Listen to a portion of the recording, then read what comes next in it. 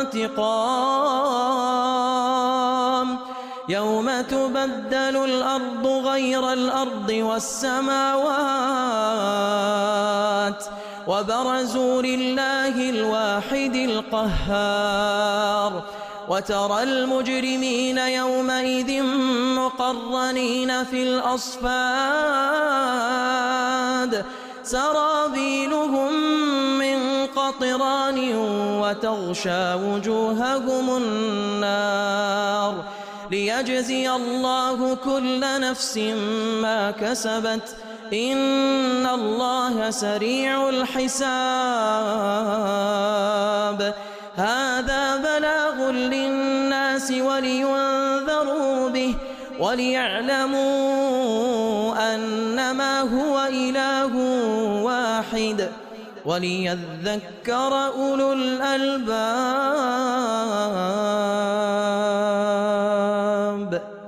الله.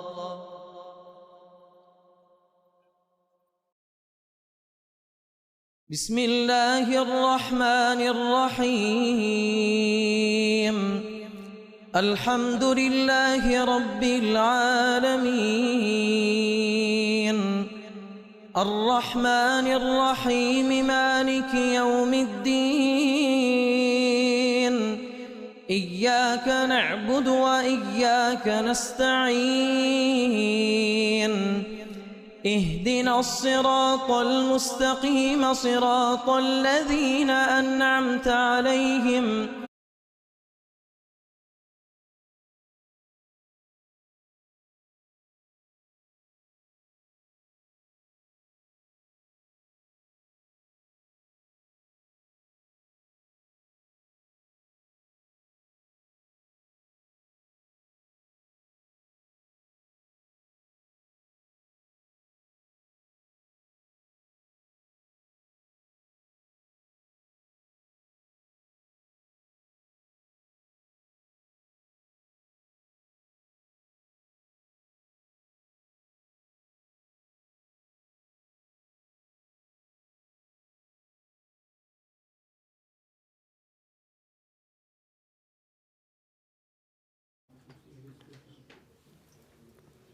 بسم الله الرحمن الرحيم الحمد لله والصلاة والسلام على رسول الله وعلى آله وصحبه ومن والاه اللهم علمنا ما ينفعنا وانفعنا بما علمتنا وزدنا علما. درسي بينزم لدرسكاني علوم قرآن إن شاء الله أورو بابتي الأمثال في القرآن دخيني يشك لو أسلوباني كقرآن بيروس معنى كاني بيدقيني تبرانبر ئەوەیە نمونەی لە بۆ دەینتەوە بە مەثەل ڕوونی دەکاتەوە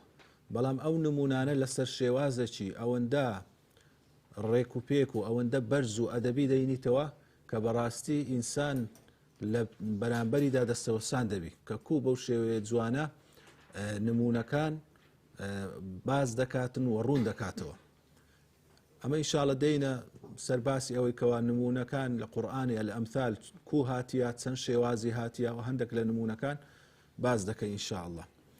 ئەمثال کە دەرێن ئەمثال جەمعی مەثەلیە مەثەل و مثل و مەثیل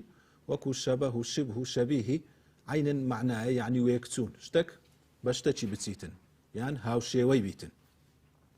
ئەوە لە ڕووە زمانەوانیەکەی. مەثەلیش لە قورئانی مەبەستمان پێچیە إبراز المعنى في صورة رائعة موجزة دەیەوێ مانایەک دەربخاتن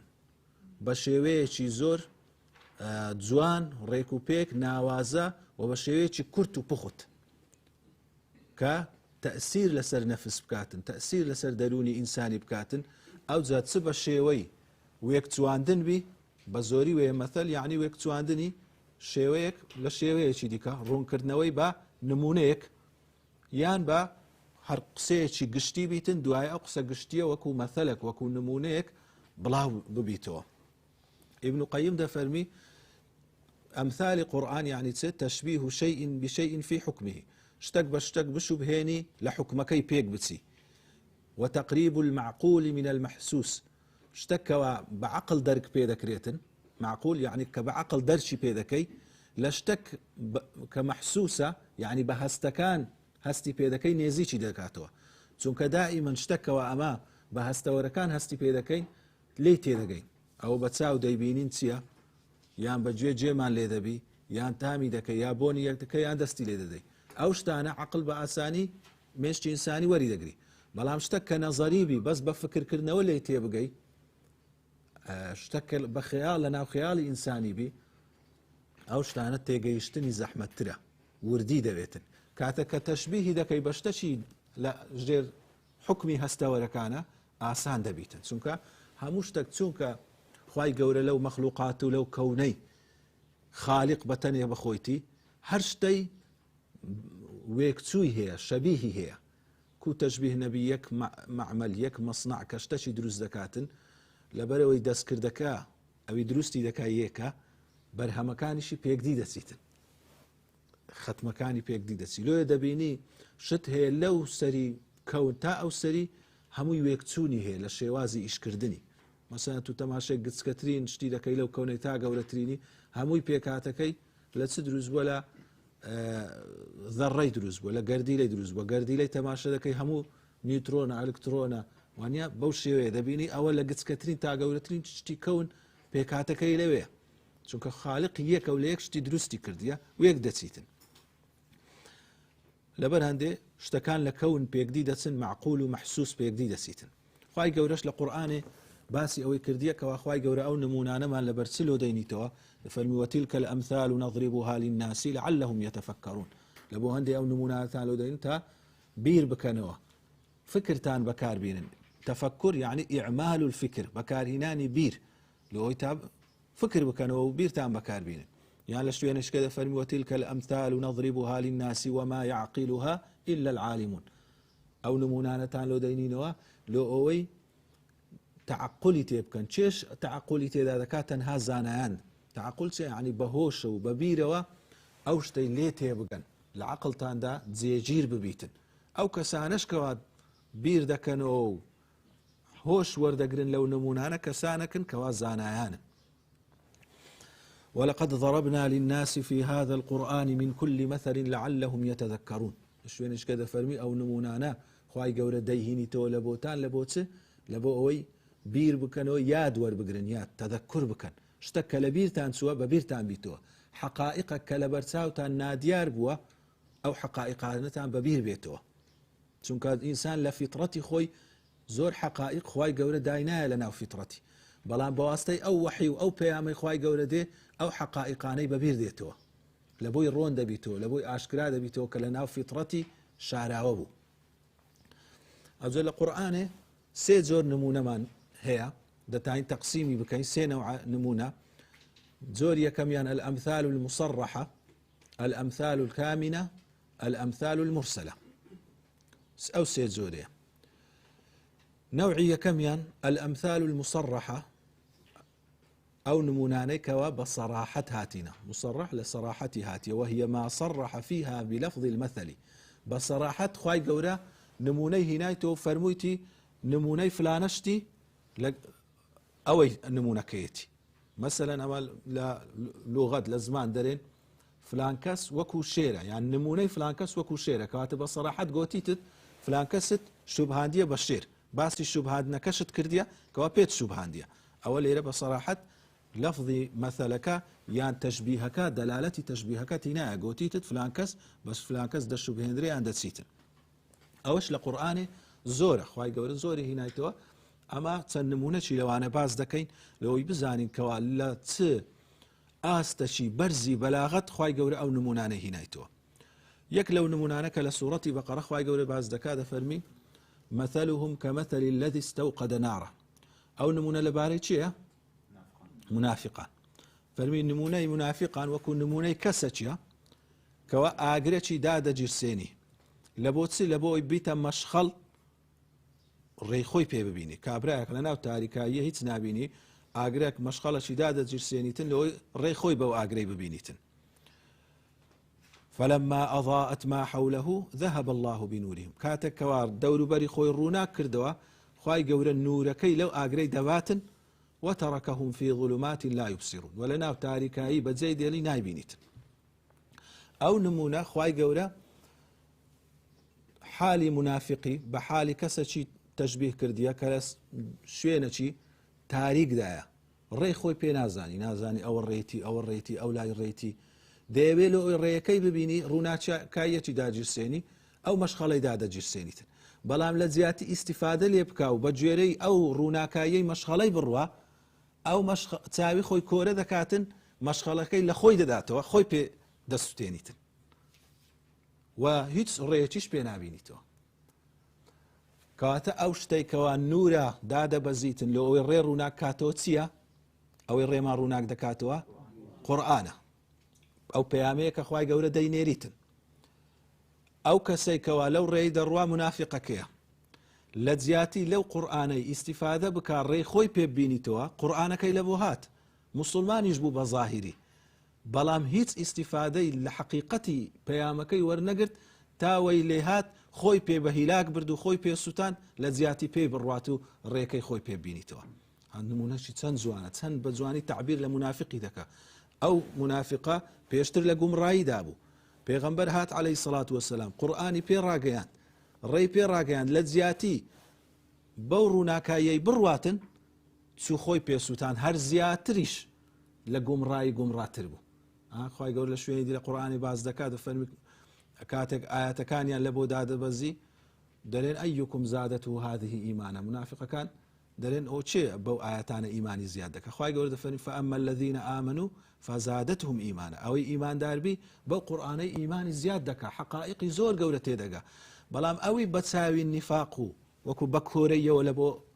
قورئانی بچی فزادتهم رجسا الى رجسهم او كفر لسر كفر زياده بي بيسي لسر بيسي زياده بي يعني او منافقه بهاتني او وحيي لو قمرايي بيشتر تيدا ابو زور زياتريش قمرابو او زاله او زلير دبيني اسلوب قران سنزوانه لوي فرموي استوقد نارا اقرا تشكردو طبعا او اقرا ما بس تبي مشخلك كذا كيوا ريب بيني لولا يفرموي ذهب الله بنورهم لولا يفرموا بنارهم خوای گەورە ئاگرەکەی لێ برد خۆ لەو لای فەرمووی ئاگری کردەوە بەس فەرمووی بینورهم نور قورئانەکەی مەبەستی بەڵام لەو تعبیرەکەی ئەوها هینا لەو لای نەی فەرموو خۆ لە نارەکەی یەکەمیش هەر مەبەستی ئەو ئاگرەیە کە لە بۆ ڕووناچی بەکاردێ بەڵام لەو لای فەرمووی نورەکەی لێ برد لەبەرەوەی وەکو زانایان دەفەرمون ابن قەیم باسی کردیە لە کتابی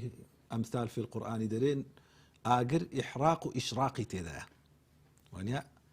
سوتاني تدا لقر رونا كرنوا خواي قورد فرمي فذهب الله بإشراقهم وأبقى لهم إحراقهم نوركي اللي برد لآجري بلام سوتانكي لوما روناچكي اللي برد بلام قرمايتك كصفتك ناخوشة أو صفتي لوما تشبيه چەند جوانە بە حالی ئەو کەسێک کە لە قورئانێ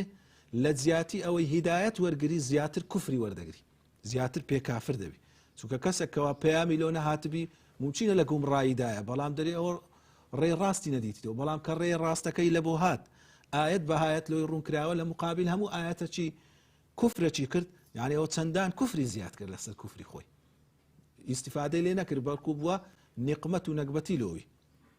أجد فرمي صم بكم عمي فهم لا يرجعون لبرتس لبروي وكو كسانكن كوا كرن حق نابستن لالن قصي حق ناكن كورنا حقي نابين كاتا ناقرين ولا بو حق أجرتي خواي قورا حقي لبو بيشاندان وبيغمبري لبو ناردن كهانيان بداو بانجيان بكا لبو حقي بلا هنا قرين ولا بو حق لبرتس لبروي همو أعضايا كاني ورقرتني هدايتيان تعطيل كرديا لا إيش يعني خستي ئەو دوایە نمونە چی دیکە دەینیتەوە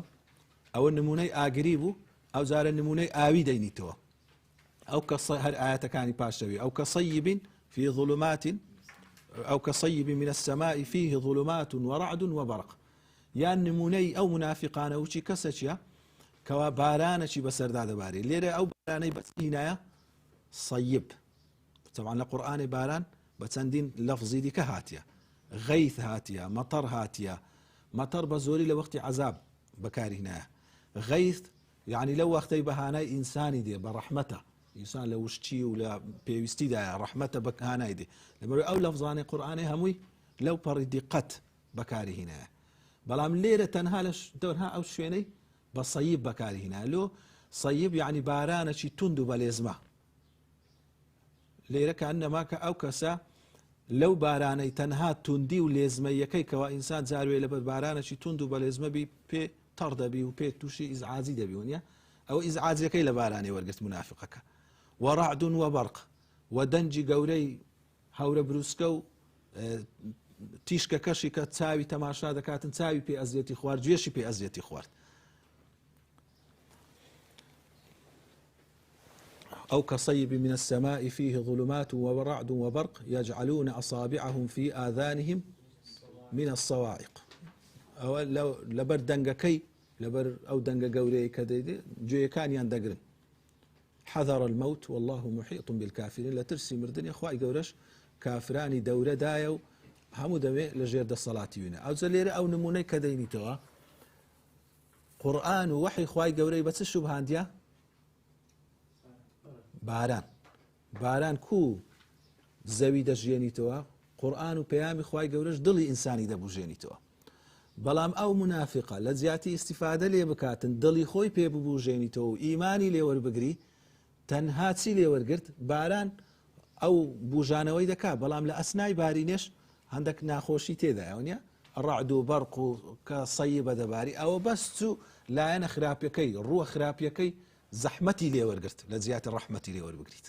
بەس زەحمەتی لێ دیت ئەو منافقەش لە هاتنی ئەو پەیامەی بەس زەحمەتی دیت لە زیاتر ڕەحمەتی لێوەربگریت ئەوە مەسەن یەک لەو نمونانێکەوە خوای گەورە بەو وەصفە دەقیقەی وردەی وەصفی منافقانی پێ دەکاتن کە لە بەرامبەر پەیامی خوای گەورە تەنها ئەوەیان وەرگرت ناخۆشی و زەحمەتیان لێوەرگرت لە زیاتی ڕووە ڕەحمەتەکەی وەربگرن و قبولی بکەن ئەو تەماشای قورئانی بەدوو وەصفی وەصف کردیە چەند جوانە وەصفی نور و وەصفی حەیات ئاو کە مایەی ژیانە لە شوێنی دیکەش خوای گەورە دەفەرمی وەکەذالک ئەوحەینا ئیلەیکە ڕوحا من ئەمرینا ڕوح مایەی ژیانە قورئانی بە ڕوح وەصف دەکا ما كنت تدري ما الكتاب ولا الإيمان ولكن جعلناه نورا بنورش وصفي دكا نور ماي ديتنا لناو تاريكاي روحش ماي جيانا لبو مردن كاتا قرآن دي مردي دا جياني توا چونك إنسان لو جياني أقر بيامي خواي لي دربكي بري والله إنسان هاتي تسر أو دنياي نازاني چي خلقي كرديا نازاني صاحبي چيا ونازانن لبو تسير لسر أو جياني أما دا جياني تو أو كونو كائنات لبرت هاتي تبونو لبرت بري ودسي ونازاني مستقبلي شمان چيا جياني إنساني هر همو جياني كون هر همو يعني مردن وكو جيانة شي بلا شي ليديتن سكو هيت معناي ناميني زولي تيدا نابيتن نازاني إنسان لو دجي نازاني أو لو دمري أو مصيبات خوشي ناخوشي أو جيانا رودا وكاني ناوي هيت معناي هي هيت معناي ناميني كاتوكو لا شي مردوي ليديتن بقشتي جيان بلام كاتك بيامي خواي قولة ديتو أو ولامي أو برسيارة سرچيانة دداتوا يكسر جيان ببر لا شيء أو جيان أو حياتي دنيا أدكري وبيت دقوتري أو حياتي دنيا ممرك خطوتي يكمين لبو خطوي زور قورا معناها شي زور قورا قيمتها شي زور قورا ددريت أو جياني شويني تاقي كرنوي هموشتا كانت تيدا قيندريت كاتا جيان ببر أو دنيا دا ذكري أو حياة دا ذكري هل نمونة كيديش أجر أو دنيايا ببي بيامي قرآن وببي بيامي بيغمبران بصلاة والسلام إخوان لسربيتن تاريكاية أتو هيت نابيني نازاني لچه وهاتي لو چه دتي لبرس دجي أو روداوانا لو روددا چه درستي كرديما لبرس درستي كرديما هيت شتاكد لي ديارنيا وچي كسچي لنا أو مكتبي بيتن لنا أو قاعي بيتن مثلا تاريك هيت تشي لي ديار نبي نزاني أو ميزة أو كرسي أو تسي خوي لها مش تشي دات هیچی لێ دیار نیە بەس کاتێکەوە گلۆپی پێ دەکەی ڕووناکایی پێ دەکەی چ دەبی هەموو شتێکیت لە حقیقەتی خۆی لۆ بە دیار دەکەوی دەزانی ئەو مێز لێرە دانرایە مەکتەبە لێرە دانرایە کورسی لێرە دانرایە کاتێک کە پەیامی قورئانی دێتن هەموو شتێک لەو دنیای ڕوون دەبیتەوە دەزانی نەخۆشی لۆ هەیە خۆشی لۆ هەیە پیربوون لۆ هەیە مردن لۆ هەیە هەموو حقیقەتی شتەکان لێ بە دیار دەکەوی لە شوێنی خۆی کە ئەو پەیامەت لێ بردە دەرێ هیچ معنای نییە هیچ لێ دیار نییە لەبەر چ ئەو ڕووداوانە و ئەو ژیانە لە دنیای هەیە کەواتە تەماشای بە دوو شتی حیسی چەند مهمی وەصف کردیە قورئانی پیرۆز. نمونەی دیکە کە خوای گەورە هینایەتیەوە لە سوورەتی ڕەعد دەفەرمی ئەنزل من السماء ماء فسالت أودية بقدرها فاحتمل السيل زبدا رابيا. دەفەرمی لە ئاسمانی خوای گەورە بارانی دەبارێنیتن. کاتە گوتمان ئەو بارانە نمونەی چییە؟ دیسان قورئانە. هەر دۆڵک ئەو دیە جەمعی وادیە، هەر دۆڵک بە قەدەرایی حەجمی خۆی بە قەدەرایی قەبارەی خۆی ئەو ئاوەی وەردەگری وە لەبەری دەڕواتن. ئەوجە دۆڵبی جۆگەبی کە باران دەباریتن پڕ دەبیت و ئاوی لەبەر دەڕوانە، هەر یەکەی بە قەدەرە خۆی. مەبەستی لەو دۆڵەی چیە؟ نمونەی چییە؟ دڵی ئینسانی مسلمانە، دڵی ئینسانەکانە بەگشتی، دڵی ئینسانیە. ئەو ئاوە دێ ئەو دۆڵەی پڕ دەکا لەبەری دەڕوا ئاو. دڵی ئینسانیش کاتێکەوە دەکرێتەوە بە قەدەر حەجمی خۆی تا زیاتر بیکەوە لە بۆ پەیامی خوای، زیاتر پەیامی ئەو ڕەب العالەمینەی وەردەگری و لێی تێدەگا و سوودی لێ دەبینی و لە بەریشی دەڕوا لە بۆ خەڵکیش سوودی لێ دەبینیتن. ئیوا هەیە قەپاتی دەکا وچی بەردەچی لووس ئەو بارانە هەرچەند پێی دەکەویتن وچی سەر شاخی بی ئاوەکە هەدەڕوە، هیچ ئیسیفادەی لێ ناکاتن. کاتە ئەو دڵی خۆی قەپات کردیتە بەردەچی ڕق چەندی ئەو پەیامەی بەسەردا دەبارێنی هیچ ئیسیفادەی نییە. کاتە خوای گەورە بە ڕەحمەت و بە عەدالەتی خۆی ئەو بارانەی لە بۆ هەموو خەڵکی ناردیە. بەڵام ئیوا هەیە وچی خاکەچی نەرمە ئاوەکەی دەگریتەوە و شتی لێشین دەبی. هیوا هەیە وەکو خاکەچی ڕقە نایگریت و هیچ شین نابی. هیوا هەیە خاکەچی وەسەتە کەمتر شین دەبی. هەر یەکەی بەقەدەر ئەو خاکەی خۆی. ئەگەر نا پەیامەکە خوای گەورە بە ڕەحمەت لە بۆ هەمومانی هەر ناردیە، وەکو ئەو بارانەی بە ڕەحمەت لە بۆ هەموواندا دەبارێنی. دەبی ئەمە بە خۆمان ئیستیعدادمان هەبی، قابلیەت و توانامان هەبی لە بۆ وەرگرتنی ئەو پەیامەی. بەقەدەر قابلیەت و توانای خۆمان خوای گەورە پێمان دەبەخشیت. کاتە لۆ ئێستا ئەمە بە خۆشمان لە ژیانی خۆمان هەست پێ دەکەین، زاروێ قورئانی دەخینەوە لە حاڵەتێکی وەدای سوبحان الله ئیمانت زۆر پێبەرز دەبیتەوە، زۆر حەقائقی تێدەگەی، خەریکە لە خۆشیان ئینسان ئەوەندە تامی لێ دەکا بفڕیتن. جاروێ لە حاڵەتێکی وەی دەخینیەوە هیچ تەقەی سەرت دێت. ئەو مەبەسەلە چییە؟ خۆ قورئانەکە عینن قورئانە، مەسەلە ئیستیعداداتی خۆتە، قەلبیەن نەفسیەن. لەو وەختی ئیستیعداداتت لە دەرەجە چییە؟ لەو وەختی لە دەرەجەکی دیکەیە. چونکە ژیانی ئینسانیش ساعەتون وەساعە دەگۆڕێتن، هەردەمێ لەسەر وەزعەکی. جاروێ نەفسیەتت ئەوەندە، ڕوحانیەتت ئەوەندە بەرزە، ئەوەندە ئیستیعدادت هەیە، یەک ئاەت یەک معنای ئاەتت لۆ دەخیندرێتەوە، زۆر شتت لۆ بە دیار دەکەوی. لە مێشتی خۆ زۆر شتی کەشف دەکەی، زۆر معانی ئیستیفادە لێ دەکەی. زاری شوەیە کەسێک بەو پەڕی هەتا پێغەمبەر عەلەیهی سڵات وسەلام لەو پێغەمبەرە گەورەیە دەبی چ نەوع شەرحێک شەرحی ئەو قورئانەی کردبیت، بە چ دڵێکی گەورە خیندبیتەوە لە بۆ بەرامبەر، بە چ دڵسۆزیەک ئەوجە کابرای کافر ئەوەندە دڵی خۆی قفل کردیە هیچ ئیستیفادەی لێ نەکردیە. کاتە دەمینێتەوە سەر ئیستیعداداتی مە. فاحتمل السيل زبدا رابيا. ئەو دۆڵە خڵت و پیسایی ئەو دۆڵەی لەگەر ئەو ئاوەی وچی دێتە سەرێ دەڕواتن. ئەوە نمونەی چییە؟ تاوانەکان و شوبهات و باتیل کە لە ناو دڵی ئینسانی خۆی مەڵازدایە، لە ناو دڵی ئینسانی خۆی شاردیتەوە. کاتێک بارانی وەحی دێتن ئەو پیس و خڵتەی لا دەبا، ئەوی باتیلە، ئەوی شوبهەیە، ئەوی تاوانە لای دەباتن بەواستەی ئەوەی کەوا فیوضات و بارانی ڕەحمەتی وحی ئیلاهی بەسەر ئەو دڵیدا دەبارێنیتن. ومما يوقدون عليه في النار ابتغاء حلية أو متاع زبد مثله. ئەوجە خوای گەورە نمونەی دیکەش دەینیتەوە، فەرمی لەو شتانەی بە ئاگری ئینسان دەیتاوێنیتەوە لە پێناوی ئەوەی کەوا لە بۆ ئەوەی خشل و جوانکاری دروست بکە یان لە بۆ ئەوەی سوودی لێ بینی. ئینسان مەسەلەن هەموو کانزایەکان لە بۆ ئەوەی سوودی لێ بینی، فکرەی هەمووان لە قەدیمڕە زێڕە زیوە چ دێ دەکەی دەیتاوێنەوە زێڕە سافەکە دەچتە لایەکی ئەوی خڵت و پیسە لە لایەکی دەمینێتەوە. ئەوە لە بۆ یان ئاسن ئەلەمنیۆم ئێستا مس هەر معدەنێک ئینسان ئیستیفادەی لێ دەکات دەفەرمی ئەو مەتاعی لە بۆ جوانی یان لە بۆ سوود لێوەرگرتن. ئەو ئاسنێمە بەکاردێنین فکرەی دروستکردنەکەی چییە؟ لە ناو خاکی ئەو معدەنە دەردێتن لە کوورەی گەرم دەکرێ مادە ئاسنەکە سافەکە دەستە لایەکی خڵت و پیسەکەس دەستە لایەکی ئەلەمنیۆمەس هەر مادەک لە کانزایەکان فکرە ڕئیسیەکەی ئەوەیە کەواتە ئەوە نمونە لە بۆ چییە؟ ئەو نمونەیە لە بۆ چییە؟ خوای گەورە دەینتەوە لا دڵی ئینسانی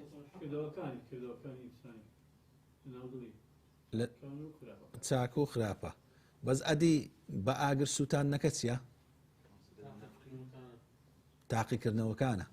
ئینسان تووشی ناخۆشی دێ تووشی ئەزیەت دێ ئەو عیبادەت و هەر عیبادەتە چی دەکەی تەکلیفەکە لەسەر شانی ئینسانی وە نیە زەحمەتی قورسێکی تێدا هەر تاوانە خۆی لێ دەگریەوە قورسێکی تێدا کەواتە هەموو عیبادات و تەکالیفەکان نەوعەک ئاستێک لە ئاستی زەحمەتیان تێدایە ئەو زەحمەتیانە لۆ چنە ئەو ئاگرەیەکەوە صافەکەی جودا دەکاتەوە حەقەکەی جودا دەکاتەوە لە باتیل ئاخوای گەورە دەفەرمی لیەمیز الله الخەبیث من الطیب پیس و پاچی لێک جودا بکاتەوە منافق و مسلمان ئیمانداری لێک جودا بکاتەوە کەواتە ئینسان دەبی خوای گەورە تاقی بکاتەوە لۆ ئەوەی جودا بیتەوە چێ لەسەر حەقە و بەردەوام دەبی لەسەر ئەو ڕێی حەقە و چێش لەسەر باتیلە و خۆی دەدۆڕێنیت ئەوە لە ژیانی خۆشمان دەبینین خوای گەورە هەموو دەمێت تا مردنێ نابی لە خۆمان ئەمین بین لەو تاقیکردنەوەی دەبی دائیمەن لە ئیستیعداد دابین خوای گەورە هەموو لایەکمان بپارێزی دەفەرمی كذلك يضرب الله الحق والباطل لێرە خوای گەورە بە سەراحەت فەرمووی گوتمان ئەو نمونانە ئەمثالی مسەڕەحانە بە سەراحەت فەرمووی خوای گەورە ئەو نمونەی لەو چ لەوتان دەینیتەوە لەوەی لە حەق و باتیل تێبگەن بزانن خوای گەورە حەق و باتیلی ئەو هەلێک جودا دەکاتەوە ئینسانی تاقی دەکاتەوە تا حەق و باتیل جودا بیتەوە فأما الزبد فيذهب جفاء وأما ما ينفع الناس فيمكث في الأرض أو زأوي بيسيا دەڕواتن و فرێ دەدرێ بەبێ کەلک ئاستا مەسەن لەو مەعمەلەی گوتمە ئاسنی دروست دەکەن پیسەکەی فرێ دەدەن خەڵت و خارەکەی فرێ دەدەن ئەوی لە بۆ ئینسانی سوودی هەیە ئەو دەمینێتەوە کەواتە باتیل هەرچەند زاق و باق و بریقی هەبی هەرچەند ڕووکەشی هەبی هەرچەند وەختەچی لەگەر حەقی خۆی تێکەڵ کردبی نەتیجەی باتیلی ئیلا فرەدانە ئیلا نەتیجەی پوچەڵبوون و بێکەلچیە حەقەکەوا دەمینێتەوە لە بۆ هەتایی لە بۆ قیامەتێ وە لە دنیایش خوای گەورە دەداتی دنیا ئەسلی خۆی شوێنی تاقیکردنەوەیە کەواتە ئەو حەقا کە دەمینێتەوە لە هەتایی لە قیامەتێ ئەوەیەکەوە لەسەر ڕێ و ڕێبازی خوای گەورە بووبی كذلك يضرب الله الأمثال خوای گەورە دەفەرمی ئەوها بەو نەوعی ئەو نمونانە دەینیتەوە تەماشای ئەو نمونە لە چەندین لایەنی ژیانی ئینسانی ڕوود دەکاتەوە و حەقیقەتەکانی لە بۆ باز دەکاتن ئەوجا چەندین نمونەی دیکەشمان هەیە کە خوای گەورە لە قورئانێ زۆر حەقائیقی بەرز بەو نمونانە لە بۆ مەڕوون دەکاتەوە نەوعی دووەم الأمثال الكامنة ئەو نمونانەی کەوا شاراوەنە کامین شتەکە کە خۆی وەکو برێ شاردیتەوە یان شاردرایتەوە لێرە بە سەراحەت نەگۆترایە ئەوە نمونەیە یان لە بۆ نمونە ئەوەمان لە بۆ هیناینەوە بەڵام کاتێکەوە تەماشای مانایەکەی دەکەین دەبینین لە ناو مانایەکەی نمونە لە ناوی شاردرایتەوە وەچی گەوهرە چی کەوا شاردرابیتەوە مانایەکی شاراوی تێدایە کە مانای چ دەدا مانای نمونە دەدا ئەوجە مەسەلەن ئەو نمونە ئەو مەثەلانەی کە وەکو پند بەکاردێن لە ناو خەڵکی ئێستا پند بەخۆی چییە قسەکە دەکرێ چەندان ڕووداوی دیکە هاوشێوەی ویە ئەتو لەبەرەوەی ئەو ڕووداوە بەسەرەت و هاتی هاوشێوەی ئەو پندەیە کە با و باپیران پێشتر گۆتیتیان ئەو قسەی دەینیوە لێرەش قورئان مەسەلەن شتێکی هینایتەوە هاوشێوەی پندە چییە نمونە هاوشێوەی پندە چیە کە ئینسان لی تێدەگاتن لۆ نمونە یەک لە پندەکان دەرێ خەیر الئوموری ئەوسەطها وانە باشترین کار ئەوەیە کە مام ناوەندی بی لێرە ئەمە لە هەندێک ئاەتی قورئانێ ئەو نمونەی لێ وەردەگرین دەفەرمی لا فارض ولا بكر عوان بين ذلك کاتێکە چێلەکەی بەنی ئیسرائیل گوتیان زۆر بەتەمەن بی پیر بی یان جاحێل بیتن گوتی نە زۆر بەتەمەن نە زۆر پیر بی لەو مابەینەی بیتن کەواتە ئەوە ئەو پەندەی یەکسەر لێ وەردەگرین ئەو نمونە قورئانیەی لە ناودایە آياتي دي كشماني والذين إذا أنفقوا لم يسرفوا ولم يقتروا وكان بين ذلك قوامة أواني كذا بخشن نزيادة رويدة كان ندستيشيان دقرنوا لو ما بينينا كواتا دي ساوا أو نموني دائمة يعني لباري نوێژێ دەفەرمی ولا تجهر بصلاتك ولا تخافت بها وابتغ بين ذلك سبيلا فەرمی نوێژەکانت ئەی پێغەمبەر صلی الله عليه وسلم نا زۆر بەدەنجی بەرز بکە نە زۆر بەدەنجی نزم کە هیچ نەڵێ لەو مابەینەی ڕێیەکی بگرە بەر کەواتە ئەوە وەکو نمونە بەکاردێنەوە هەموو ئومورەکی وەسەط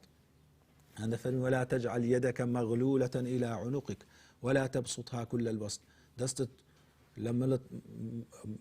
ئاڵێنا بووی قوچێنیەوە و هەروەها مەشیکەوە بە یەک جاری لەو مابەینەی بە هەتەوە نمونەیە لە بۆ چ لە بۆ ئیفرات و تەفریت نە زیادە ڕەوی بکە ئەوجە چ لە پاڵە بەخشین و زیادە مەسرەفی بی چ لە ڕەزیلی بی چ لە هەموو ئەمرەکانی دیکەی ژیان بیت دەبینین ئەوانە مانای نمونونەکانیان لە ناو ئاەتەکاندا شاردرایتەوە و ئاماژەیان تێدایە لە بۆ ئەو نمونانە مەسەن ئەو پەندەی کە دەرێ لەیسە الخەبەر کەلموعاینە وەنیا ئەوەی کە هەواڵدان وەکو ئەوەی نییە شتێک بە چاوی خۆت ببینی خوای گەورە دەفەرمی قال أولم تؤمن قال بلى ولكن ليطمئن قلبي ئەو لەبارەی چییە ئیبراهیم عەلەیهی السەلام کاتێککە داوای ئەوەی کرد خوایە پیشانم بدا کە کو مردی زیندی دەکەیەوە خوای گەورە پێی فەرموو ئایا ئیمانت نییە فەرمی بەلا ولكن ليطمئن بەڵکو بەڵێ بەڵام لەوەی دڵم ئیطمئنان بیتن طبعا ئیبراهیم عەلەیهی السەلام داوای چی دەکرد داوای ئەوەی دەکەی مرتبەی یەقینی لە علم اليەقینەوە بگاتە عین اليەقینی چونکە ئەمە یەقین شتێکەوە سەتاسەد یەقینی شت هەبی سێ مرتبەمان هەیە مرتبەکمان هەیە عیلمە مرتبەی سەرەوەیتر عینە مرتبەی سەرەوەتر حەقە نمونونەکەی بە چ ڕوون بکەینەوە ئێستا ئەم برێم سویزەکەم لە ناو بەرکمە ئەوە ئەتوو سەتاسەد بی ئەمن ڕاز دەکەم لە ڕازگۆیی من سەتاسەد بی بەس چونکە خەبەرە ئەوە چ مرتبەکە لە یەقین عیلمە بەڵام کاتێک کە سویزەکەم هینا دەرێ پیشانم دای دەبیتە عین کاتێک کە ئی خۆت بوو بەدەست دەستت لێدا بە چاو تەماشەت و جێت لە دەنگەکەی بوو یعنی بە هەموو هەستەوەرەکان هەستت پێکرد دەبیتە حەق اليەقین یعنی مەسەن لۆ نمونە ئێستا بەهەشت لە بۆمە علم اليەقینە کاتێک ئەمە لە مرتبەی علم اليەقیندایە شەیطان دەتانی وەسوەسەی بینی یەقینت هەیە هەندە جار دەرێ شەیطان لەوە وەسوەسەی لەبارەی خودای گەورە لەبارەی بەهەشت لەبارەی ئەو شتانە لە بۆ من دەینی چونکە مرتبەی مەجارێ مرتبەی علم اليەقینە شەیطان دەتانی بینیت بەڵام کاتێک کە دەگەیە دەرەجەی عین اليەقین وەسوەسە نامینێتن لەبەرەوەی لە پێش چاوت دادەنرێت لە کاتێکەوە ئینسان لە کاتی حەشر و حیساب بەخوای گەورە دەفەرمون بەهەشت و جەهەنەمی پیشانی ئینسانی دەدەین ئەو پیشاندانە هەنجی چییە عین اليەقینە بەڵام کاتێک ئینشاڵڵا چوینە ناوێ بەهەشتی هەنجی دەبیت حەق اليەقین لەبەرەوەی هەر لە ناو دەشی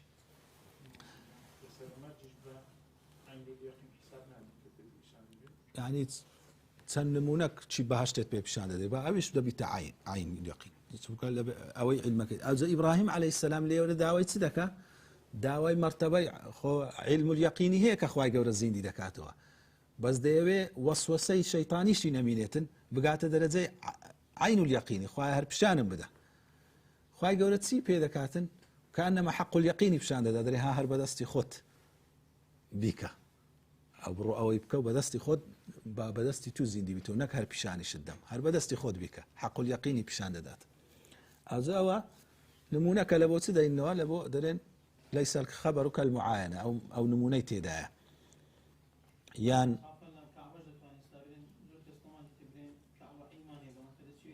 دەیبینی دەبیتە ئەوە وەلو ئێستا تەسویر بڕە شتەکەی ئەوە کردیە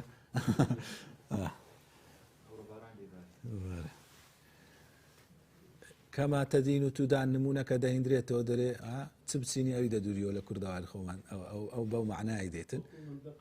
من دق دق عینن ئەشتا خوای گەورە دەفەرمی من یعمل سوءا یجزە به ئەو نمونەی لێوەردەگرین ئاماژەی تێدایە یان لا يلدغ المؤمن من جحر مرتين ئەو هەر حەدیثیشە ئینسانی ئیماندار نابێ لە یەک کونی مار دووجار پێیوە بدە ئەو ئاەتە ئەو مانای تێدایە قال هل آمنكم عليه إلا كما أمنتكم على أخيه من قبل أو شيء وهذا فرمي يعقوب عليه السلام دريت بريا كان عادسان أم أو تام بيبس بير مولكاتك بيشتر يوسف تان ضايع كرت عليه السلام أو زوري دوام بولا زوركاني الأمثال حتى إذا قد كسك اشتشي بي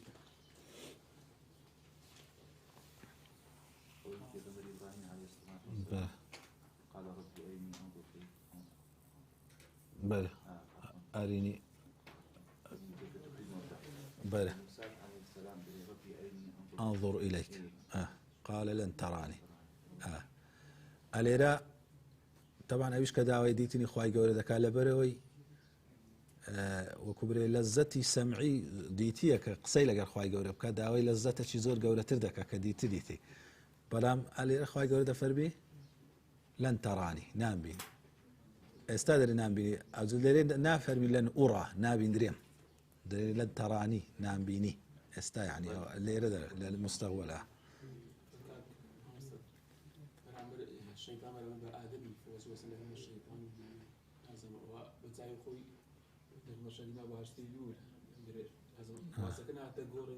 نه ئەوە لە باتێ ئەوە نییە خۆ شەیتان پێی برێ وڵا ئەوە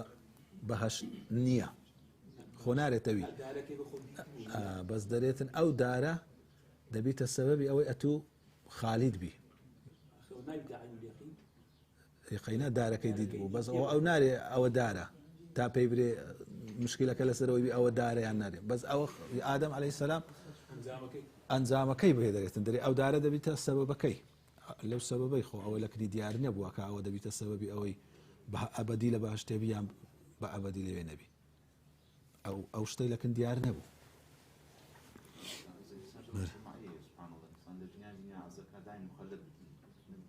بەرە ئەوەی هەر لە ئەوەی دەمینی بەرە عەفوەس بەڵێ کامین یعنی شاراوە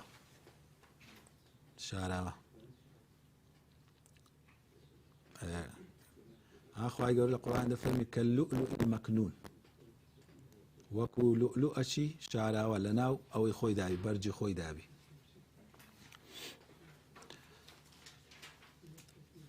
باش جۆری سێم یان لە جۆرەکانی الأمثال في القورئان الأمثال المرسلة مرسل یعنی جێهێڵدرا و شتێک لێی بگەڕێی لەوەی بڕوە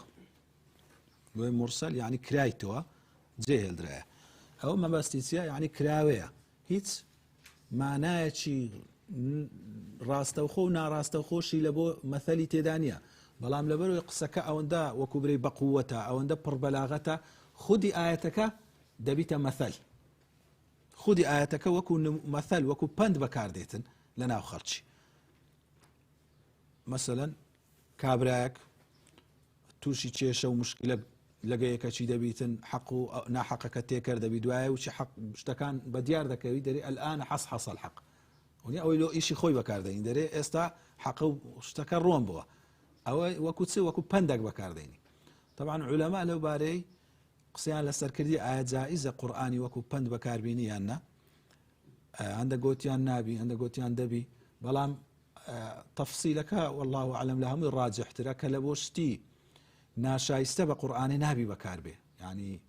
ڕووداوەکی ناڕێک بی یان وێک چوانەکە ناڕێک بی نابێ قورئان بەکاربێتن یان وەکو قسەکردنی ناو خەرچی شتێکی لە شوێنێکی ناڕێک بی بەڵام ئەگەر لە شوێنێکەوە ناڕێک نەبی و ناشیاو نەبی بە قورئانە قەیدی ناکە کابرا مەسەلەن وچی ئەو نمونەی تازە هینایتمانەوە لە مشکلەکی لەگەیەکەچی هەیە کێشەی هەیە شتەکە ڕوون نەبوویتەوە دوایە کە ڕوون دەبیتەوە دەرێ الآن حەص الحەق دوایە ڕۆن دەبیتەوە ئەو تۆمەتەوە نەبوو دەرێ الآن حەص الحەق ئەوە عینەن وەکو یوسف عەلەیهی سەلامیە یان کابرایەک پەلەپەلیتی ناتانی چاوەڕێی شتێکی بکات دەرێ ئەلەیسە الصبح بقەریب ئایا بەیانی نێزیک نییە ینی مەوعیدە هەیە ناتانی چاوەڕێ بکە ئەو نمونەی لە بۆ دەینەوە یان کابرایەک ئەوە نمونەی دیکە ولا يحيق المكر السيء إلا بأهله کەسێک بەخۆی وەکو درێ لە کوردەواری دەرێ ئەوی قۆرتی لە بۆ خەڵکی لێدا بەخۆی تێدەکەوی فێری لە خەڵکی دەکاتن فێڵەکەی بەسەر خۆی دادەگەڕێتەوە ئەو ئاەتە وەکو پند بەکاردێتن کابرا دەرێ ولا يحيق المكر السيء إلا بأهله فێڵ و فڕی خراپە ئیلا بەسەر کابرای دادەشتێتەوە قل كل يعمل على شاكلته هەر کەسی لەسەر ڕێ و ڕێبازی خۆی دەڕوە ئیوا هەیە بەخۆی معدەنی خراپە یان دڵی خراپە کار و کردەوەی خراپیشی لێ دەوەشێتەوە ئیواشەیە دڵ و دەروون و سروشتی خۆی تەبیعەتی خۆی باشە کار و کردەوەی چاچشی لێ دێتە دەرێ ئەوە خوای گەورە لەبارەم ئەوە دەفەرمی قل كل يعمل على شاكلته هەر کەسی لەسەر ڕێ و ڕێبازی خۆی دەڕواتن ئەوە هەندێک عولەما معنایەکی جوانی لەو ئاەتەی وەرگرتیە درين مناجات لقر خواي قولة دكان درين أي خدايا شاكلتنا الذنوب والمعاصي وشاكلتك العفو والمغفرة أو إلا ما دوشيته جناح تاوانا أو إلا توج دوشيته ليخوجبونه ستر كردنا يعني أو آياتي كذا فرمي وعسى أن تكرهوا شيئا وهو خير لكم زور زاروي إنسان شتشي بينا خوش دواعش بخير لو إذا قريتها أو آياتي بكار ديني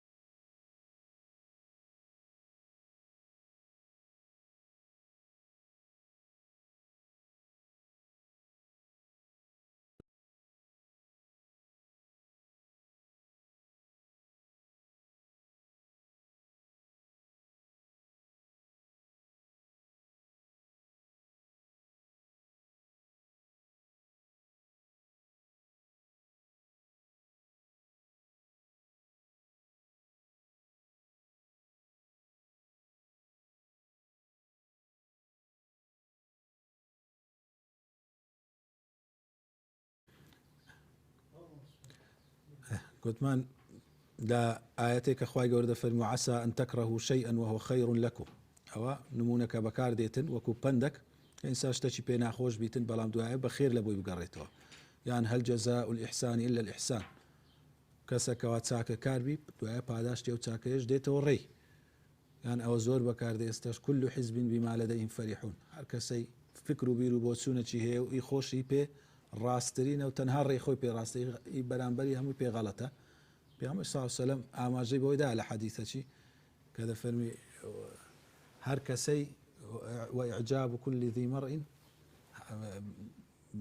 بوي كوا حزي لي بهوا وآرزوي خوي هر كسي بي معجب بيتن تەما ئەو خراپە لەبەرەوە ئینسان دەبی ئەو حەقەی دەبینی لە بەرامبەریش تەماشا کاتن ئەگەر حەق بوو بای ئەوەندەی حەقە بخینیتەوە برێ ئەویش حەقە چونکە جار وەیە حقیقت شتێکی فراوانە خاستن لە ئیسلامدا ینی ئەو کەسە لایەنی حقیقت لایەنێکی حقیقت دەگری هەر ئاەت و حەدیث و بەڵگەی لەبوو ئەو لایەنەیە کە ئەو حەزیلێ ئەو هینایەتەوە مەسەلەن لەو نمونە برێن گرنگی بە پاکبوونەوەی دڵ و دەرونی و ئەو شتانە دەداتن لایەنی تێکەڵبوون لەگەر کۆمەلگا و ئەو ئیسکردن لەبوو ئەو لایەنەی لە ئیسلامدا فرامۆش دەکاتن بەس ئەو ئاەت و حەدیث و بەڵگەی دەینی کە باسی ئەوەی دەکاتن کە ئەنەما ئیسلامی هەموو لەوەی دەبینیتن یەکەچی دیکە ئیسلامی هەموو لەوەی دەبینیتن کەوا باسی ئەو شتە گشتیانە دەکات لەگە خەڵکی تێکردەبی لایەن دڵ و دەڕینی خۆی کە ئەنەما لە ئیسلامدا نییە بەڵام کاتێکە ئەتوو هۆرد و لات پێکەوە دیت هەنجینی ئیسلامە حقیقەتەکەت لەوە دیار دەکەوێت دەزانین کە ئیسلام لەویش پێکاتیە لەویش پێکاتی بەس غەڵەتەکەی مەلەچیە لەوەی کەوا جوز ئەچی لە ئیسلام بە کولی ئیسلام ببینی بەڵام ئەگە هەموو جوز ئەکان پێکەوە ببینی ئەو هەنجی دەزانی هەموویتی ئەوە جۆرێک ئەگەر لە ڕووی ئەوەی کەوا ئەو نمونانەی باسمان کرد لە ڕووی ئاشکرابوون و ئاشکرانەبوونی تەسریحی دەتوانی بیکەی ئەو سێ بەشە لە ڕووی مفرەد و مڕەکەبی لە ڕووی پێکهاتەی نمونونەکەی جۆرەی دیکە تەقسیم دەبیتن یان چەندکە تەقسیمات بەجێ ئیعتیباراتە ئەوە لە علومی مەسە ئێستا و تەقسیماتی ئەو مەکتەبەیەی دەکەی ئەگەر برەی بە گوێرەی بابەتەکان تەقسیمی دەکەم دەبیتە چەند نەوعکۆنیا ئەو تەقسیمەکە بە ئیعتیباری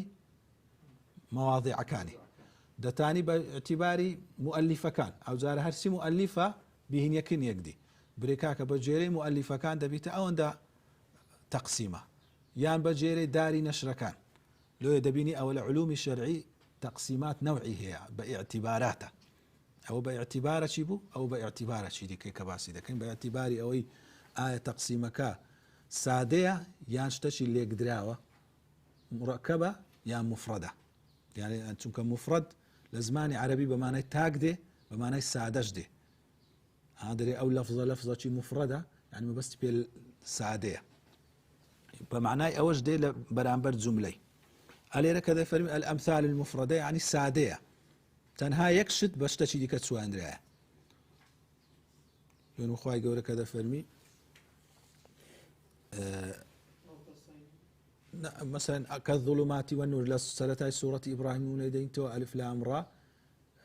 كتاب أنزلناه إليك لتخرج الناس من الظلمات إلى النور أو كتاب ما لبوتو ناردية لبوي خلشي لتاريكاية كان ودربني لبو روناتشي أصلي تاريكي شتشي حسية يعني أما بتساو دبينين أو قلو بانو بكجينو تاريك دبي بيدك يوروناك دبي بلا ما بس لو تاريكي وروناتشي تيا هداية وقمراي كاتا هداية كشتشي معنوية بس بميشك إيمان هس بيدك إن كسك ولا سري الراس بيتن لسر حق بي أو حقي دا شبهيني با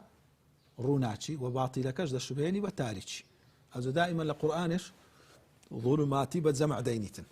لبرو الري تاريكي كان زور ري قمراي كان بلام نور يك الريا أو دابينين شتا يك شتي بشتشي دي كتسوان دي يعني نمونكا مفردة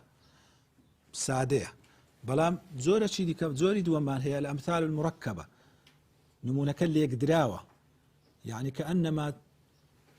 تسيروكك همو عناصركاني أو تسيروكي بأبيدي كذا سيتن وكو أو نموني منافقان من هناوة مثلا لون نمونة أو كابراي كمشخلكي بيدكاتن ولناو تاريكاي كيدا أو منافقة ونیا منافقەکەی بە چێ چاندێ بە کابرایەکی لە ناو تاریکایەکی دابوو پێکردنەکەی ئەو ئاگرەی کە دێتن ڕێت لۆ ڕووناک دەکاتەوە بە چی شوبهاند بوو بە وەحی بە نور کەواتە ئۆ دوو ئەو خۆسووتانەی بە چ شوبهاند بوو بەوەی کەوا سوودی لەو وەحیەی نابینیتن بەڵکو دەبیتە سەبەبی ئەوەی زیاتر گومڕاب بیتن کەواتە دەبینی مەسەن ئەو چیرۆکە سێ عنسوور لە سێ عنسووری پێکاتیە جاربێ لە چاری لە پێنجی پێکاتیە هەر عنسوورەکی لەو چیرۆکەی لەو نمونەی بە حەقیقەتەکەی دەسیتن بە شتێکی شوبهاندێنی یعنی نەک یەک شتی بشوبێنی چەندان شت پێکەوە بەوی دیکە دەشوبهێنی یان دەفەرمی الله نور السماوات والأرض مثل نوره كمشكاة ئەو نمونەکە دەینتەوە يعني ئەوە وەلو زۆری دەوێت بەس زۆر شتی جوانی تێدا یعنی نمونەی ئینسانی ئیمانداری وەکو ئەو چرایی کەوا دڵەکەی وەکو چرایەکەیتی ئەو زەیتەی کەوا باسی دەکاتن ئەو زەیتە وەکو فیتڕەتیتی کە زەیتەکە ئەگەر ساف بیتن فیتڕەتەکەی ساف بی ئەو ئاگرەی کە دێ ئەو ڕووناچەی کە دێ زەیتەکەی دادەجرسێنیتن دەوروبەری ڕووناک دەکاتەوە بەو نەوعی دڵی ئینسانی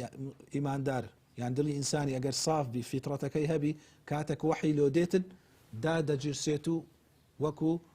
چرایەکی زۆر ڕۆشن دەوروبەری خۆی ڕووناک دەکاتەوە هەز فەرمی نور على نور یعنی نوری فیتڕەت لەسەر نوری هیدایەت فیتڕەتەکەشی پاکە کاتێککە هیدایەتیشی لۆ دێ ئیشی پێ دەکاتن بەڵام زەیتەک پیس بیتن کە فیتڕەتەکەی پیس کرد بیتن ئەتۆ ئاگەری لێژ دەی ئیش ناکات ئەوە ئەمثالی مڕەکەبەیەکەوە لێک دراوە چەندین ئەوەی تێدایە فوائد الأمثال يعني خواهي قولي أو نمونانا دينيتوا چەندان فەوائیدی تێدایە چەندان سوودی تێدایە کەمە لێرە باسی چەند سوودەچی سەرەکی دەکەین لەوانە یەکەمیان الأمثال تبرز المعقول في صورة المحسوس الذي يلمسه الناس أو نمونانا وكو بيشتريش باسمان کرد شتە معقولەکان کەوا زەحمەتن لە بۆ تێگەیشتن دەینیتە سەر شێوەی شتی مەحسوس کە هەست پێکراوە کە ئاسانن لە بۆ تێگەیشتن لۆ نمونە خوای گەورە دەفەرمی فمثله كمثل صفوان أو نمونيتيا لسورة بقرة باسستك رأي بازيا الذين ينفقون أموالهم لا تبطلوا صدقاتكم بالمن والأذى كالذي ينفق ماله رئاء الناس ولا يؤمن بالله واليوم الآخر أوجد فرمي فمثله كمثل صفوان نموني وشي نموني صفوان سيا بردشيلوس عليه تراب خۆلی لەسەرە فأصابه وابل بارانەکی زۆری لێدەدا وابل یعنی بارانەکی زۆر لە سەیەکدی فتركه صلدا ئەو هەبەلوسی دەیهێریتەوە لا يقدرون على شيء مما كسبوا هیچی بەدەست ناکەویت ئەوە نمونەی چیە ئەندە بەرد هەیە تەبەقەکی تەنک خۆلی لەسەر دەنیشی ئەو تەبەقە تەنکە خۆلە ئەتوو وچی تەماشای دەکەوە زانی خۆلە وچی ئەویدی لێشی ناکەیەوە تا تەبەقەکەی لانەبەی جاروێ وەنی هەدە زانی خۆرە ئەو بارانە دەباریتن ئەگەر خۆر باە شتی لێشین دەبوو ئیسیفادە چی دەبوو درەختە چی لێشی دەبوو کەوا بەری دەدا بەڵام ئەوە چونکە بنەکەی ڕق بوو سەرەکەی ئەگەر چی خۆر بوو بەس سەرەکەی هەر تۆزەکە ینی تۆزەی وانە کە هیچ ئیسیفادەیەبی چونکە بنەکەی ڕق بوو هیچی لێشین نەبوو ئەو کابراش کە لە پێناوی خوای عەلەساس دەبەخشیتن بەڵام لەبەرەوەی لە ناوەوە لە ناو دڵی لە بۆ ڕیایەتی ڕقە ئەو بەخشینەی هیچ سوودی پێناگەینی هیچ بەرهەمی نابی هیچی لێشین نابی بەڵام ئەگەر لە پێناوی خوای گەورە بەخشی با و منەت و ڕێای کاری تێدا نەکردبا ئەوە هەنجینێکە وەکو دارەکی بەبەر لە قیامەتێ بەرەکەی دەدیتەوە ئیسیفادەی لە بەروبوومی ئەو بەخشینەی دەکرد بەڵام ئەو کات هیچ ئیسیفادەی لە بەروبوومەکەی نەکرد تەماشای نمونونەکە چەند جوان تەسویری ئەو واقعی دەکاتن کە کابرایەک دەبەخشیتن بەڵام بەروبوومی ئەو بەخشینەی نابینیتەوە دوام لفائدة كان وتكشف الأمثال عن الحقائق حقائق اشتكان ما لبو بدر ديخي وتعرض الغائب في معرض الحاضر اشتكوا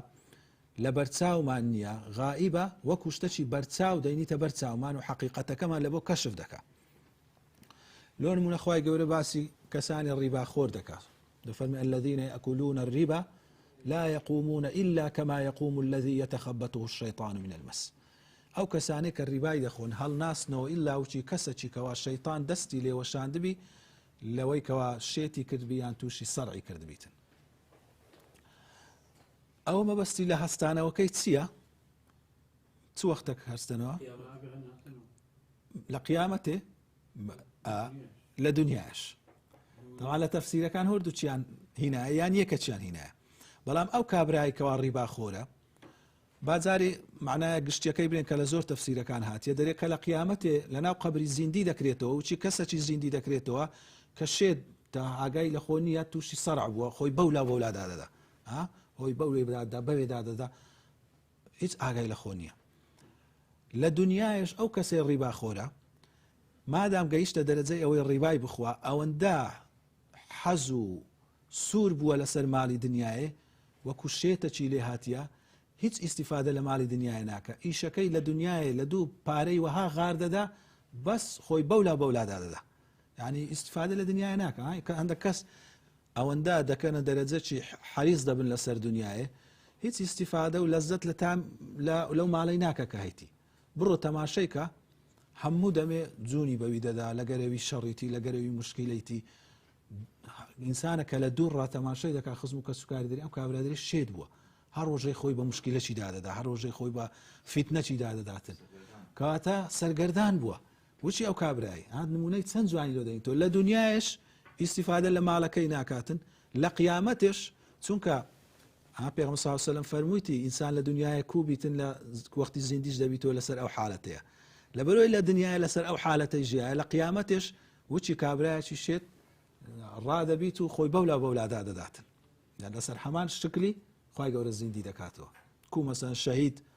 بەخینی شەهیدایەتی زیندی دەبیتەوە ئەوەی لە عومرەی لە بەرجی ئیحرامدایە بە بەرجی ئیحرام پێغەمبەر صلی الله علیه و سلم دەفەرمی کاتێک لەو بەرگەی دەمریتن بەو بەرگەیەوە زیندی دەبیتەوە هەر کەسێک بە حالەتی خۆی زیندی دەبیتەوە ئەو ڕیباخۆرش بە حالەتی خۆی زیندی دەبیتەوە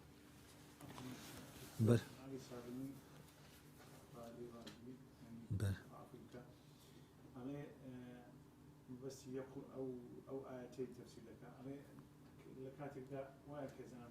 درج ناس من خلقها وشوي وشيطان بس ليشان اذا هم زخت وسكري ونخو شركتوش او خلقي او لكن بشكل تخبطت الشيطان من المسألة عجا هناك دفرمون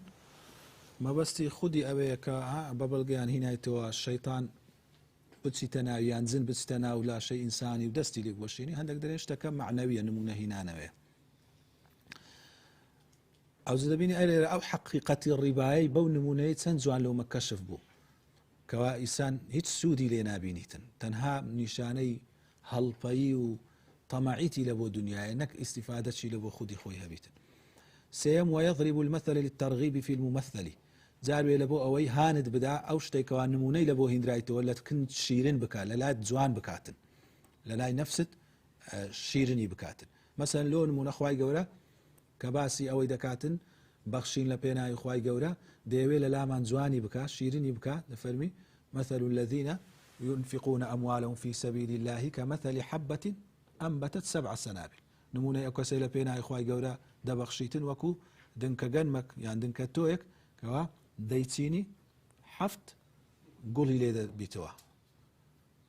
أنبتت 7 سنابل في كل سنبلة 100 حبة لهريك لو قلانش صداني دنشي دقريتوا كواتيك برهمي تندي دا حفصتي دا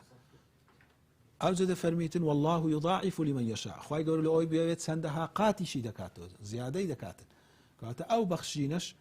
ئەتو کاتێک کە دەیبەخشی لە پێناوی خوای گەورە لە قیامەتێ بە 700 قات و بە زۆر زیاتریش بە دەرەجەی ئیخلاسەکات بە جێرەی ئەو بەخشینات کە هیوا هەیە ئەو بەخشینەی لە شوێنێکی زۆر مستحق دادەنێ فەرقی هەیە لە کەسێکی لە شوێنی مستحقی دانن هیوا هەیە ئیخلاسی بەرزترە فەرقی هەیە لەگەر ئەوی دیکە هیوا هەیە بەخۆی ئیشی پێیە زۆر فەرقی هەیە لەگەر کەسێکی ئیشی پێ نییە پێغەمبەر صلی الله علیه و سلم لە حەدیث فەرموویتی جاروێ درهەمەک پێش 1000 درهەمی دەکەوی پێش 100 درهەمی دەکەوی لەبەرەوەی ئەو کابرا ماڵی بەخۆی 2 درهەمە ئەگەر درهەمەکی بەخشی نیوەی ماڵی خۆی بەخشی کابراەک ماڵی هەزاران درهەمە ئەگەر 1000 بەخشی 1 لەسەر 100 ماڵی خۆی بەخشیە واروە فائیدەی چارەم خوای گەورە لە بۆ ئەوەی ئەو جارە عکسی ئەوی پێشی لە بۆ ئەوەی شتێکمان لەلا ناشیرن بکات لەلا قێزەون بکاتن لەوەی لێی دوور بکەوینەوە نمونەما لە بۆ دەینیتەوە وەکو نمونەی غيبت كردني دفرمي ولا يغتب بعضكم بعضا أيحب أحدكم أن يأكل لحم أخيه ميتا فكرهتم نموني كسچي كغيبتي براي خوي دكا بكسچي دشوبيري كغوشتي برايكي بمردي دخوا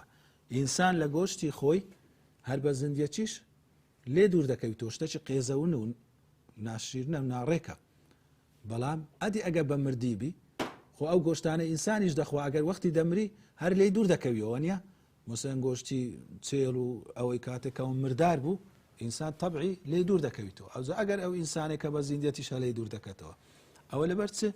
شوبهاندیتی بەوەی کەوە بەبێ ئاگایی بە خراپە باسی دەکات کە ئەنەما ئەگەر بە خراپە باسی مسلمانەکە بکەی وەکەوەی گۆشتی بە زیندی بخۆی بەڵام ئەگەر کاتێک لەکنت حازرە بەڵام ئەگەر لەکرت حازر نیە وەکو ئەوەیە کە بە مردی بخۆی دوو جار شتەکە ناڕێکترە و ناشیرترە. پێنجەم فائدەی پێنجەم ويضرب المثل لمدح الممثل لەبۆ ئەوەی شتێک پێیدا هەڵبڵێتن گەورەی بکاتن لە پێش چاومان. لۆ نمونە کاتێک کە باسی سەحابە دەکات نمونەی دەینیتەوە دەفەرمی ذلك مثلهم في التوراة ومثلهم في الإنجيل كزرع أخرج شطأه. مثلی تەوراتی ئەوی پێشەوی بوو ئەشیدا على الكفار و ئەوانە مەثەلی تەوراتی بوو. دەفەرمی نمونەی سەحابەکانی شایەت هاتیتەوە لە ئینجیل لێرە ومثلهم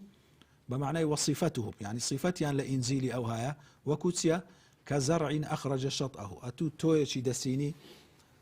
سرتا أو تويتس دردكاتن أو أواني دردكاتن وكن نمامي سرتا سري درديني تنونيا أتسكر دكاتن أو تسكر كرد أو أخرج شطأه درديني فآزره أو تسكريا برا برا بشتي يقدي دقري يعني قيم دبيتن تون دبيتن فاستغلظ أستوريج دبيتن يعني برز دبيته وتون دبي أستور دبي فاستوى على سوقها تاويل دبيت دارك لسر رجي خوي رادا وستيتن لسر قدي خوي لسر قدي خوي دتاني راوستي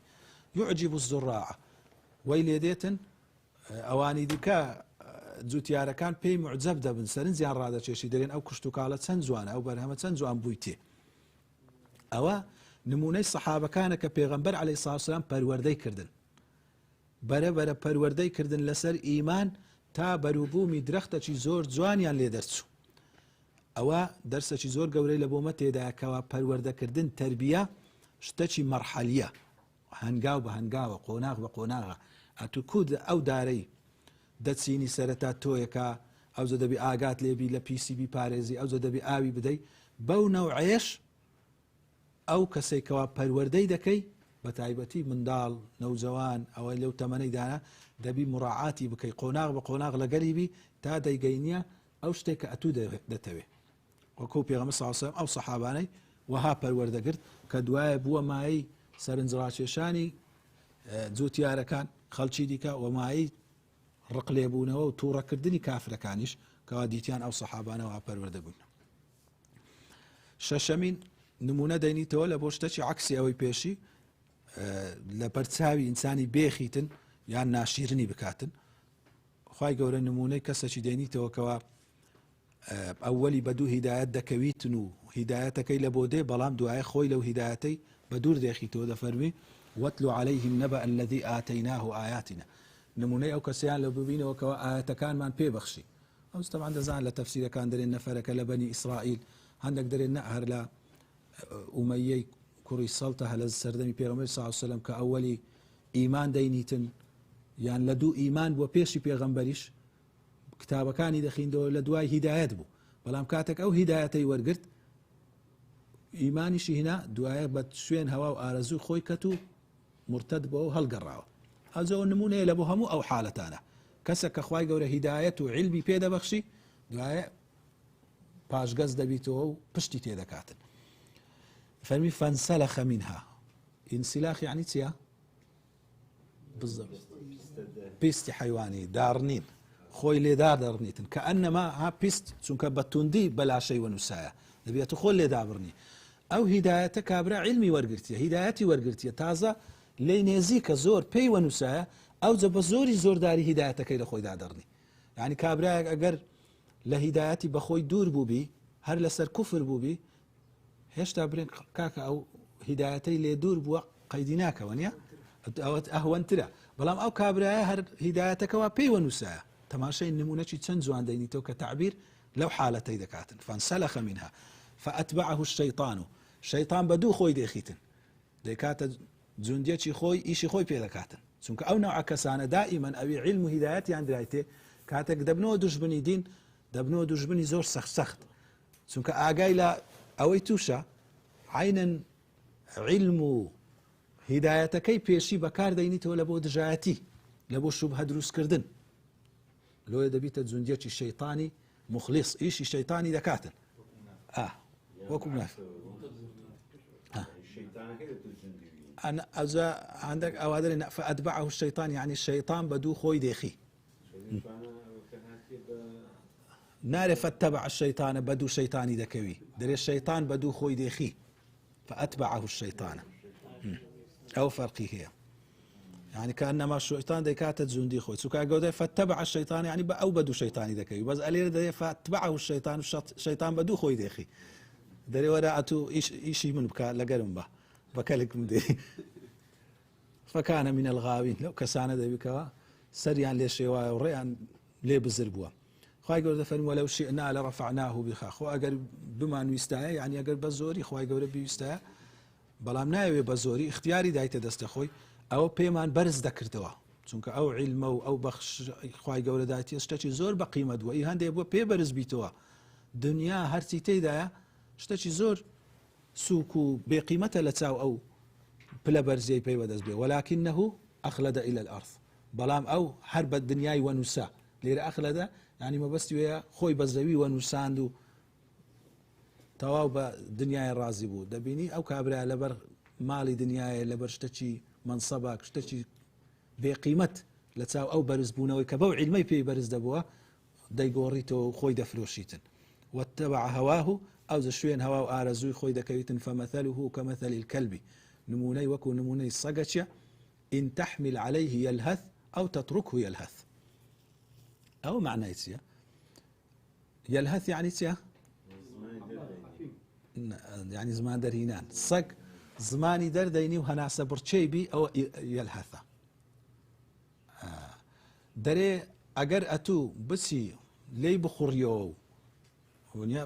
هجوم کە سەر سەگەکەی هەر زمانی دەردەینی و هەناسە بڕچێتی